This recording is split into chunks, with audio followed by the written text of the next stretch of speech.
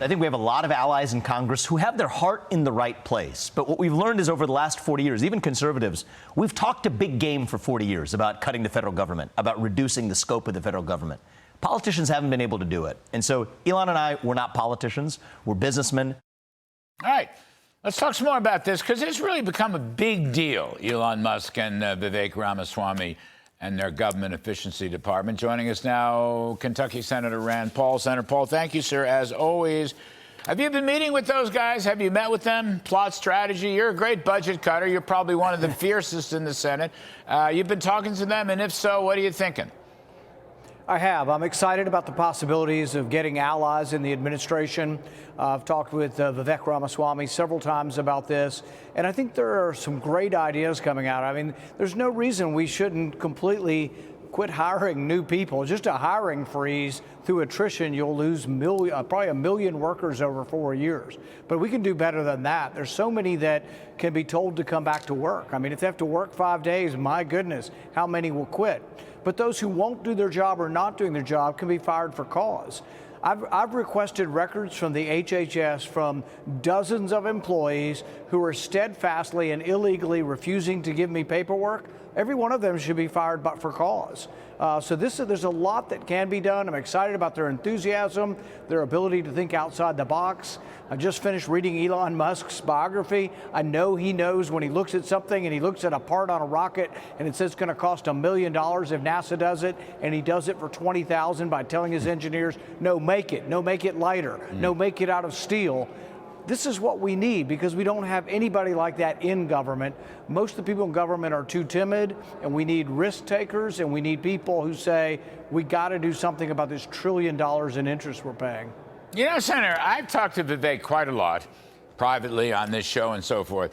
And he frequently, legal scholar that he can be, talks about how the Supreme Court decisions, EPA versus West Virginia, the Chevron deference, and others, are really helping him on the regulatory front. You know, my thought is do you think there's a chance of not only cutting back on the regulatory overkill of these career regulatory bureaucrats, but actually getting rid, shouldn't we just get rid of some regulatory agencies, which we do not need in the 21st century? Without question. Most of what the EPA does should be done at the state level. But here's another thought I have. Why don't we get the new Trump administration to reissue all major regulations? Then they would all be eligible for a simple majority repeal. There's a special technique called Congressional Review Act where we can repeal regulations by simple majority, but it's time limited. Only things that have been issued in the last 90 days. Why don't they reissue all the regulations and we'll put them all up for repeal? We won't repeal all the regulations, but we could repeal some of the more important and detrimental regulations, the ones that have been squashing business and killing the economy. Those could be repealed if the Trump administration simply reissues those regulations and then we repeal them through the Congressional Repeal Act. Does the Congressional Repeal Act trump the rescissions? I mean, some people have said to me, if you knock out regulations, you're rescinding regulations, and you're going to have to get a majority vote in the House and the Senate. It depends. If the regulation was enacted by a specific law and the government has interpreted that they have the power to do it, you either have to issue a regulation. I see no reason why you can't issue a regulation that undoes a previous regulation. And I don't think we were aggressive enough in doing this in the last Trump administration. Yes, I think it can be done. I think you can either change the regulation enough that we could repeal it through an act, but I think you can also repeal it without an act of Congress as well. So I think there's a lot that can be done on the regulatory front. On the spending front, you can do rescission also. If the president says, you know, we don't need this extra money, we're sending it back to Congress, it's a simple majority vote. So we have simple majorities of Republicans in the House and the Senate. They could simply vote to repeal money.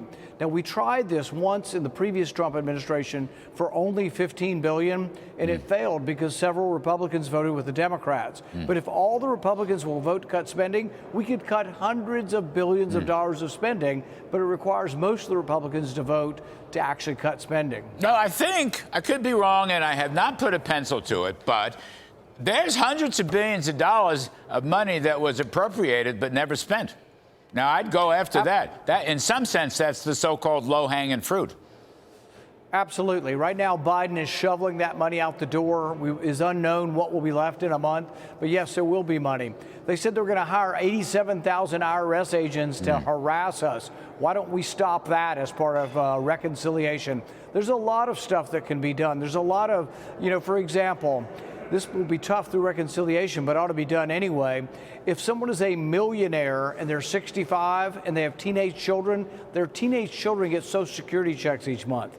How crazy is that? I mean, there's all kinds of stuff throughout government like that that ought to be repealed. I didn't know that. That's a new one for me. Well, you learned something new. Anyway, Senator Rand Paul, thank you, sir. We